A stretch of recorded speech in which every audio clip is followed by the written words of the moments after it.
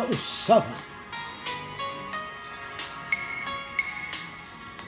Uyon sa tudling sa panahon, sa talay sa kay matnon o timbala, ang kinabuhi nagsapnay sa kultura o dagan, nga mao'y linugdangan nagahatod sa ulbo o dason sa kausaban.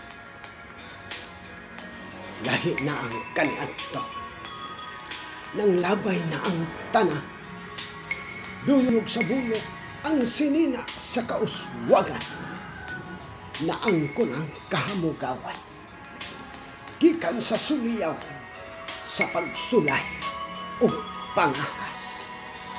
Langyaw dito, sandurot sa aghat, sa mga matintalong gama sa kahibalo, pagkaon man, kalingawan, teknolohiya, butang sa garbo, salapi o kabtangan, laptop, tablets, computers, cellphones, earbuds, every supercars, super vessel ship, railway train, o social media nga kagamitan.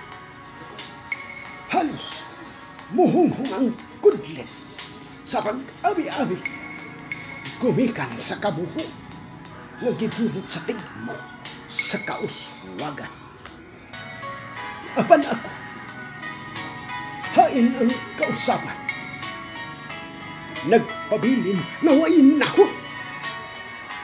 Kayo, sa nalusno ng pamanit o gitsura, gurang na, ug halos talandugon, king balatian hugyaw sa salimuan, kay kuli miabi ang himaya sa langit, aron ang kausaban sa kinabuhi mudampi, ulipot sa gihapon, sa kapipos, sa pagpangap ka, walay utas sa duhiraw.